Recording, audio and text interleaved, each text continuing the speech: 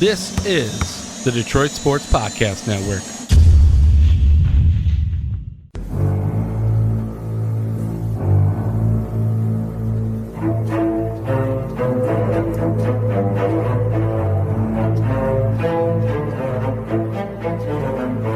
Thanks, everybody, for downloading the latest edition of Check the Report. I am the Doc, John Macaroon. So appreciative that you found us here on the Detroit Sports Podcast Network. My guy, Cameron Clouthier, is here. What's up, Cameron? Always look forward. John, how's it going, man? It's going really good, man. Always enjoy and look forward to our basketball conversations, especially right now with the world of the Detroit Pistons. They made a move. They're playing in a really interesting fashion in that people now have noticed against the best teams, the Pistons seem to rise to the occasion. Unfortunately, when they have to go up against the rest of the league, the middle of the road, NBA, their record is not as impressive. But hey, when you go up and you play a solid NBA team, you get a victory. A lot of people are kind of now taking notice that, okay, this is a rebuild, but they can compete at the highest of high levels against some good teams. So, yeah, John, so the Pistons are a really polarizing team. They sit at 6-18, but their record doesn't really tell the full story because a lot of the games this season they have been in and they've beaten teams that you wouldn't expect them to beat. I mean, look at out of their 6 wins, they beat the Brooklyn Nets, who are a very good team. They took the LA Lakers to 2 overtimes not too long ago. So they're a pretty competitive team despite the rebuild. And I think, unfortunately, they're not a playoff team and they're probably pretty far from it at this point in time. But at least they can put a competitive squad out on the floor and make watching this rebuild a little bit more bearable. Yeah, and I think what people are gravitating towards, and I think it's fair, and you can fill this in too, we're really just kind of looking at the progression of a Saddiq Bey, the progression of a Jeremy Grant. How does the defense look collectively? How does the offense flow together? How do the pieces gel together?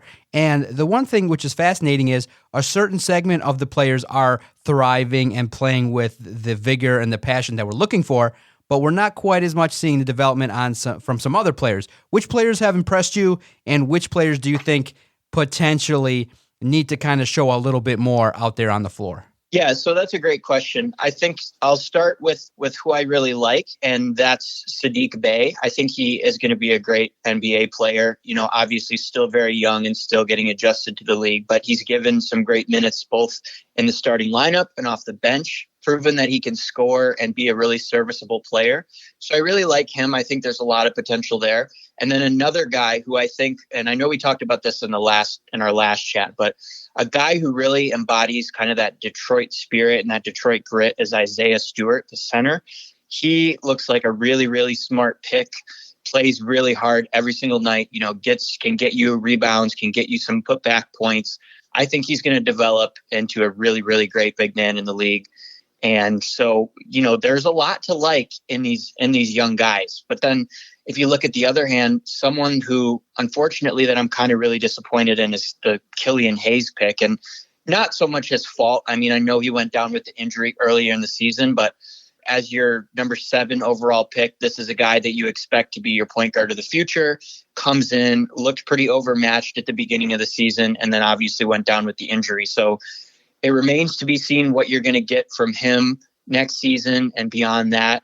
I'm pulling for the guy because, as you know, I met him personally and I would love to see him succeed, but it's tough. And then there's a couple other guys, they picked up Jahlil Okafor in the offseason, who's still relatively young, and now he's out for the season, or 6-8 weeks, I should say, with that injury. So it's like that's a disappointing blow to your backup core. And then other guys, it's like, who knows? The jury's still out. So like a Saban Lee has played good minutes for us, but he's proven and he hasn't shown much. But this is a guy who could end up being a decent backup center in the league. And so I think you just have to continue to evaluate these guys and see if they are able to grow into their full potential here with the Pistons. And then obviously you have to look at the highest paid athlete on the squad, Blake Griffin. And this is why I think a lot of fans of the Pistons were so disappointed that he was acquired. His drop-off is noticeable. His shot is not falling. When you see him out there, he looks one step behind when even he was playing last year in 2019. So you look at it and you go, oh, this is not the guy that we got a couple seasons ago. This is not the guy that's as fiery as he's not moving with the same fleet of foot that we're used to, and his performance, unfortunately, has dropped off, which is noticeable. That's why you don't trade for an often injured player that is, past 30. Nobody makes that agreement. Nobody does that. I understand the need for a superstar, but not Blake Griffin. I still am shocked that Stan Van Gundy, whether he was told to by management or ownership, I would have even taken the risk and fallen on the sword and say, I'm not making that trade. I'm not bringing Blake Griffin here. You handcuff the organization, and that's going to be a contract that, unless he picks it up, you're not even going to get a second rounder for him. Yeah. And, that's a great point. I love Blake Griffin. I loved him in LA. He was a high flyer when he was young. He could throw down a crazy dunk every now and then. And then he came to the Pistons. And initially I had mixed feelings, but I think you're absolutely right in that decline is extremely noticeable. He's very much behind. The shots aren't falling. Statistically, this isn't one of the better seasons he's had in his career.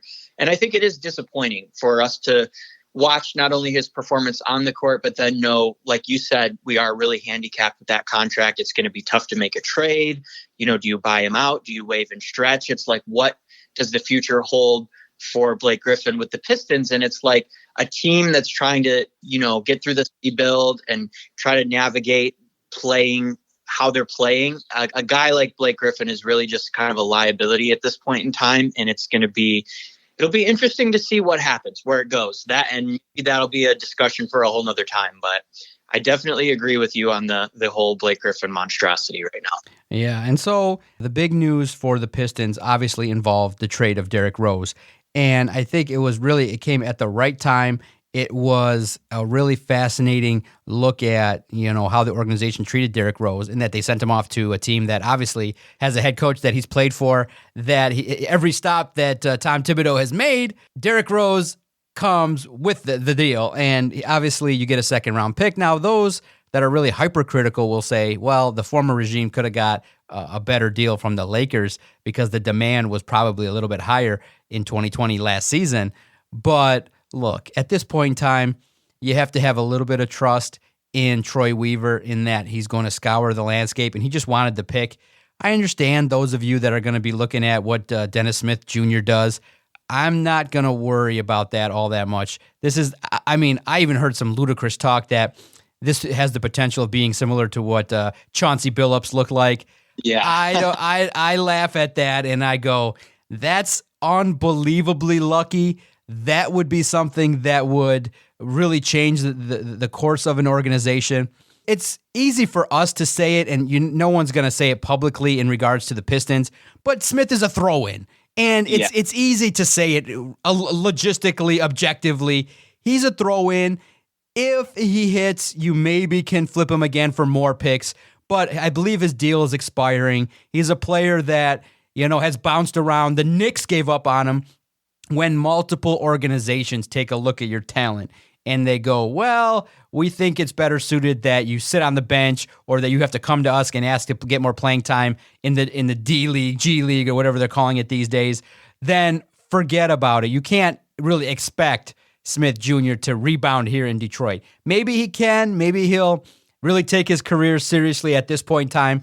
But more importantly, you're getting a second-round pick, which hopefully Troy Weaver really will use well. What was your reaction to the trade? Are you mad that Derrick Rose left in this manner? Because it kind of felt like you bought him at a great price, and then when it was time to sell him high, you waited until, he went back down to a lemon, and the Knicks got him for a bargain price. Yeah, so I'm just going to start by saying Derrick Rose is my favorite player in the NBA. He's a guy that I've loved since way back in Chicago. And when he signed with the Pistons a couple of years ago, I was absolutely elated. I was thrilled. I got a Derrick Rose jersey right away. And I really, really, really enjoyed watching him play for the Pistons. And so when they made the move to send him to the Knicks earlier this week, I was nothing short of heartbroken. I will not lie to you. I was really sad to see him go. I thought he was a great leader for the organization, always played well, had some sporadic injuries here and there, but all things considered, I think he was a really great mentor for the younger guys, really solid option, whether you needed him to start or come off the bench. And then obviously the Knicks liked what they saw enough to make the trade for him. And I will admit, I was a little disappointed with the return. I don't think Dennis Smith Jr. is going to be anything terrific for the Pistons. People are saying he may be like a Josh Jackson type where he comes to Detroit and tries to play really well and revive his career to build up his free agent value. I don't know. I don't really see it. I agree with what you said. If the Knicks are giving up on you, then what do you have left in the tank? But besides that, the second round pick could prove to be valuable. That remains to be seen. But all in all, it was really, really sad to see Derrick Rose go. I will miss him, and I wish him nothing but the best playing for Tom Thibodeau and the Knicks. How are you liking the Pistons offense? I feel like you're starting to see the makings of an offense that looks like what is collectively a winning situation. It just stinks in that they're not consistent enough outside of Grant in order to find the secondary scoring. And just that's what's really tough about basketball in general these days is that the Pistons struggle with droughts, they struggle in transition, and they struggle to put the ball in the basket at a consistent level to keep up with higher-powered NBA franchises. What do you make of what you're seeing on the court right now with the Pistons and their style of play? I think that going younger is absolutely better. We all see it. We all see the development of guys that potentially can be here for a while. But at the same time, the talent level exactly where we need it to be, not yet. Yeah, so I think that's a great point. You know, the offense is obviously very inconsistent. One bright spot in that, like you touched on, is Jeremy Grant. I mean, the guy can give you at least 20 points a night. He's in the running for the most improved player in the NBA this year, which is awesome. I think the Pistons have gotten exactly what they hoped for when they signed him. And so I think he's been a really, really bright spot in the offense. But again, you know, the bench is tough because it's very inconsistent. I mean, you've got young guys, you've got some veteran guys, and it's like anyone can step up and score on any given night, or anyone can not score on any given night. And I think that's where the Pistons struggle. I mean, a guy like DeLon Wright, who was kind of an under the radar signing, has been pretty good offensively, having played for Coach Casey in Toronto. And so that's very much a guy who's just a placeholder right now until you get your Killian Hayes back or your next up and coming point guard. And so I think, you know, all in all, it's like the offense on some nights it's rolling and the Pistons shoot great and shoot lights out.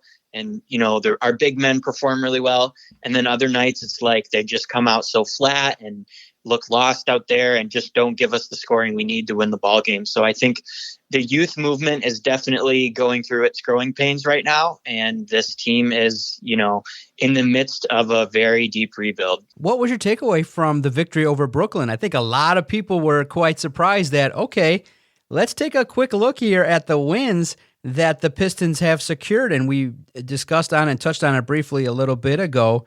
The Pistons have secured victories against the league's best.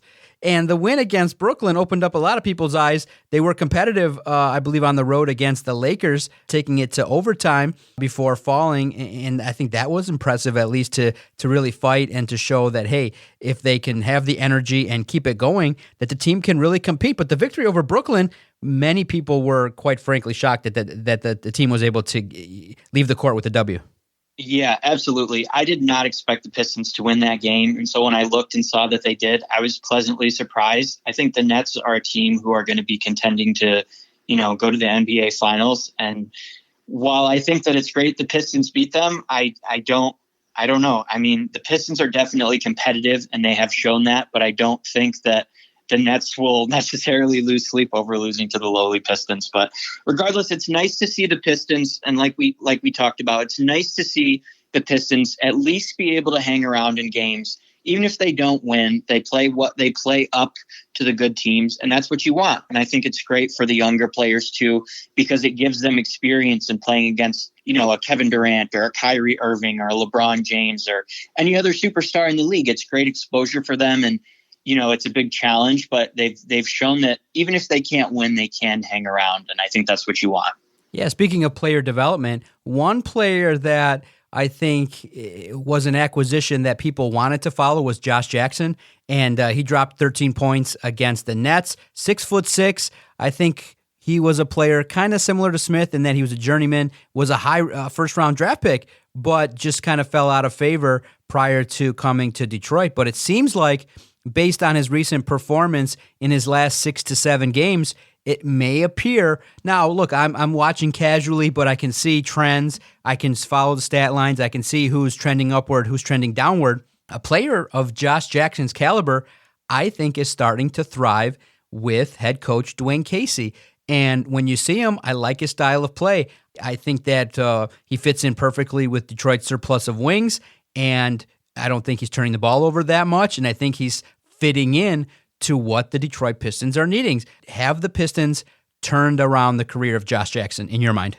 Yeah, so I'll just start by saying I'm not a huge Josh Jackson fan. I never was, even before he came to Detroit, but I can admit that it's been nice to watch him. I think that the Pistons did kind of get a diamond in the rough with him. They've rejuvenated his career, and he's looked pretty decent so far. I mean, he can give you a decent amount of points in the game, and he's played really well, and it seems like the off-court issues that he dealt with in Phoenix and in Memphis are kind of behind him, and he's kind of grown into that role and sort of embraced the resurrection of his career. I think this is another guy who might even be in the running for the most improved player right next to Jeremy Grant in the NBA. I think it's a guy who understands what he's up against, and he's trying to play well to rebuild his value when in the future, whether he seeks a new contract, whether it's from the Pistons or another organization. I think although I'm not a gigantic Josh Jackson fan, it's been nice to at least he's a guy that you can count on to score well and play hard every night. And I think that's been nice for the rebuilding Pistons. Yeah, I think that when you look at it, you want to start to build consistency. And I understand that, it's a rebuild. It's just year one. But I think that at least from where we're looking at in terms of player acquisition, development, you have certain question marks in regards to where things were allocated and things like that. But I'm definitely impressed with at least the vision of what we're seeing. And, like you said, Saddiq Bey, Isaiah Stewart, they're starting to kind of take a foothold into what this Pistons team is about. For those that are casually watching and things like that, how would you characterize this rebuild and how they're putting this together? What in your mind, from what you're seeing early on from Troy Weaver and Dwayne Casey and the rotation and the players, what are they trying to accomplish here in the early phases of the rebuild? Yeah, I think the big thing is that they're just trying to build the culture right now. I think they're trying to get their young players acclimated into the NBA, trying to fit into a rotation, trying to learn how to play with each other, develop that chemistry, trying to learn how to play under Coach Dwayne Casey. I think it's all about kind of creating that culture right now, and I think that's the big thing. I think the rebuild is the best way that I can describe it is slow and steady. I think that they understand what they have and they understand what's on the horizon, and they recognize that they're not competing for a playoff spot this season or the next season or maybe the next season after that, but they know where they're going. I think despite some of the questionable offseason moves, I think that Troy Weaver knows what he's doing. I hope he knows what he's doing. And it's tough to say right now, but I want to believe that the future is bright for this Pistons team. Yeah, I do too. Even though the wins are not going to be there, I think that you can at least start to pay attention to a rebuild and to see what this is all about. And I think that it's going to be really interesting to see how the team evolves, who's going to be the primary ball handler, and what's going to happen. Who do you think is going to take over the situation now with Derrick Rose not there? Who's going to start this thing off right? And is it DeLon Wright to continue to run this offense? Yeah, it's tough because I don't think that they have a true kind of leader point guard like Derrick Rose. It's really, really tough to say. I don't think it's Dennis Smith. I think DeLon Wright will probably step up. Saban Lee is another guy who's been playing point guard, but he's still young. To be honest with you, I would like to see the Pistons give somebody new a chance, whether you make a minor trade or you promote someone to a two-way contract or something like that. I mean, it just seems like there's a big void. Obviously, nobody is going to fill Derrick Rose's shoes, but I think with that trade, now you have the void, and it'll be interesting to see who steps up into kind of that leadership role, kind of that scoring role that can give you the spark off the bench, or if you need to put him in the starting lineup, if you have an injury. It'll be really, really interesting to see. So I think point guard is definitely an area that needs to be addressed for the Pistons going forward. And I would like to see them kind of bulk up that area. Okay, one final player I want to get your opinion on because I'm conflicted. When the Pistons acquired Svi Mihailuk, I was impressed. I said, okay, this is a young shooter that potentially has the potential to be a guy you can count on. Now, he gets the opportunity, he gets out there, he's open, they kick the ball to him, and his three-point shot isn't falling the way in which it looked last year. And it seems like maybe now he'll get more minutes now that Derrick Rose is gone, but it doesn't seem like it's the same positive flow and energy that I saw last season. Is something going on? Do you think that the Pistons can get more from him, or are we starting to see maybe some of the reasons why he maybe became expendable and is now on the Pistons roster? Yeah, Svi Mihailuk's a very interesting player. I agree with you. I was excited when the Pistons got him. Correct me if I'm wrong, but I think they traded Reggie Bullock to the Lakers in order to get him to Detroit, which I was sad to see Reggie go because I liked him, but I was excited about Svi. But it seems like he's just very inconsistent, and he reminds me a lot of former Piston Langston Galloway. I mean, because it seemed like Langston could be counted on to make threes in certain situations, and then other times he was just ice cold. So it's like Svi is kind of trending in that direction to me. I think he will get a larger look now that Derrick Rose is gone from the organization. But what do you really have going forward? I don't think Svi Mihailuk's your guy. I think if you're looking at a guard, I mean, Wayne Ellington has been playing really, really well this year. But again, he's not your long-term solution. Josh Jackson might guy. Saddiq Bey might be your guy, but it's tough. So I think the Pistons are going to need to address that shooting guard position. And this is where the Luke Kennard trade is really starting to rear its ugly head, because you don't have a guy like Luke Kennard that can slot into that 2 spot and give you 10, 20 points a night and make some threes. And I really miss Luke Kennard.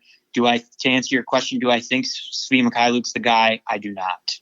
Yeah, and I think that's where my assessment was. Sometimes I feel like, maybe I'm a little too critical, but it's consistent when you see shots that are not falling and you see his minutes diminish and Derrick Rose is out there a little bit. You're like, oh, this is not what we need to be seeing.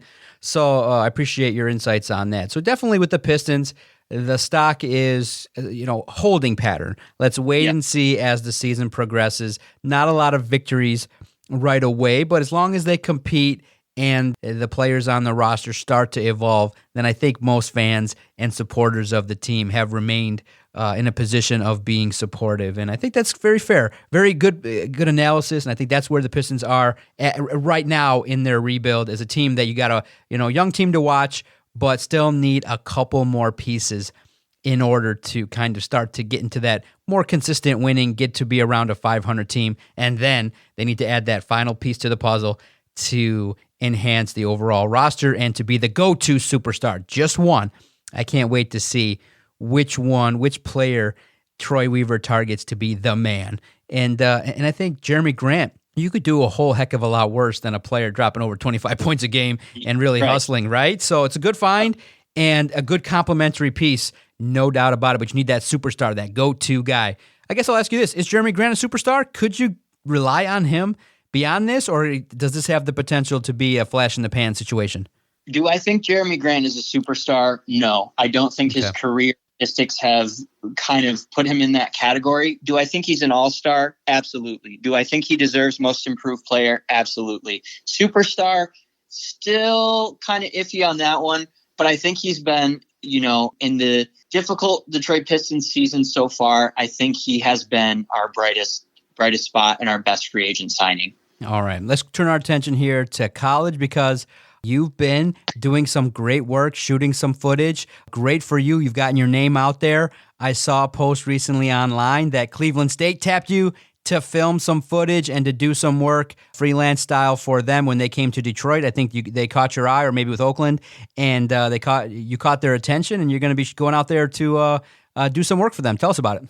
Yeah, absolutely. So I've been super busy freelancing, like you said, for college basketball. I've shot for the University of Detroit Mercy, Oakland University, Lawrence Tech University. And like you said, this weekend, I'm actually going out to Cleveland, and I'm going to be shooting Cleveland State versus Detroit Mercy in Cleveland. So it should be a lot of fun. I'm really, really excited. And we've talked about this time and time again. I just love freelancing and shooting basketball and making the little hype edits and everything. And it's been a really great experience. And I look forward to continuing to do it, especially this weekend. Okay, and then also, too, you're definitely out there checking out the Horizon League.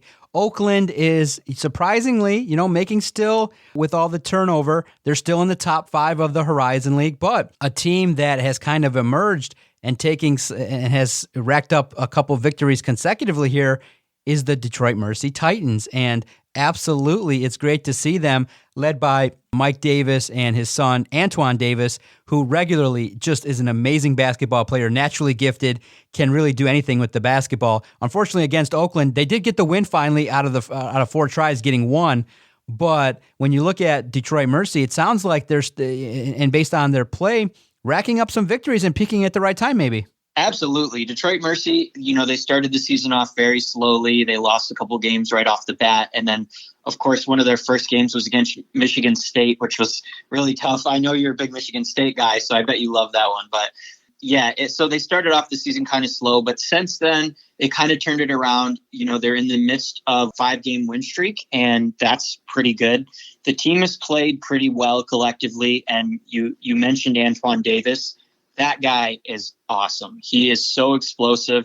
He's a great player, great scorer. This is a guy who's getting you, usually over 20 a night, making great assists. And he's a really great leader for the team. And I really, really enjoy watching him play. So Detroit Mercy is an exciting squad. I really enjoy working with them. And I'm looking forward to hoping that they can continue this success in the Horizon League. Yeah, absolutely. And just real quickly, to turn our attention to the Spartans, what do you think? Because they're starting to pick up wins. I know they had a losing streak here. I don't think they're going to be outside of the NCAA tournament. I do think that when the pressure mounts, the Spartans will be there.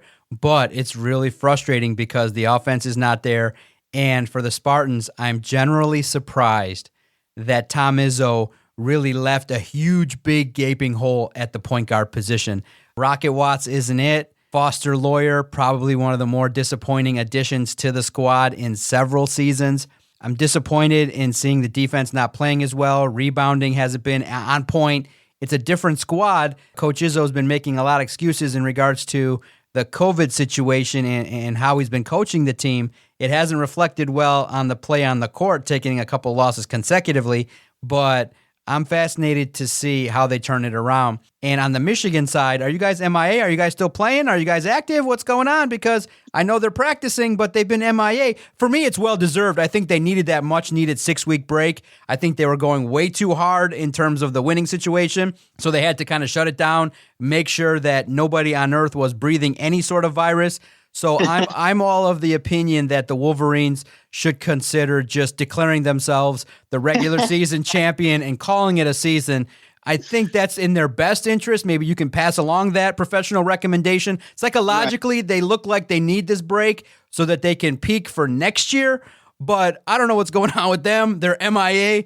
We can at least look at the Spartans. Are they going to make the tournament, or am I going to be sad here? I think the Spartans will make the tournament. They will usually step up under crunch time, like you said. I mean, they lost a couple games to Rutgers and Iowa there, but as much as I am a Michigan fan, I still think Michigan State is going to find their way into March Madness.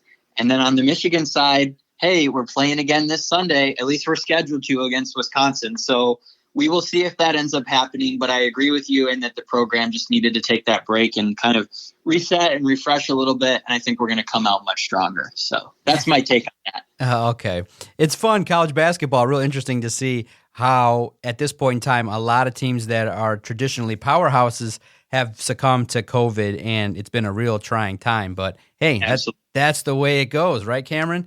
Man. Absolutely. Yeah, interesting stuff. Good stuff. Always enjoy talking round ball with you at the college level and the pro level. You're dialed into the Pistons. Make sure to follow the network at Detroit Podcast. If you want to get into some Piston hoop talk, Michigan State, anything going on in the Horizon League. Look, Cameron's not a guy that's going to be sitting in a tub, buck-ass naked, drinking beer after a Pistons win, but he'll celebrate. He'll do the thing.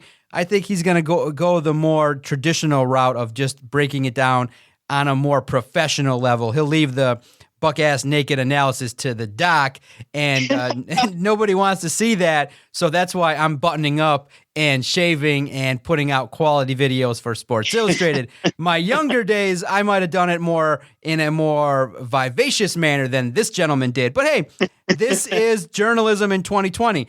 I noticed it. People saw it. The gentleman is getting over. I can't hate on it.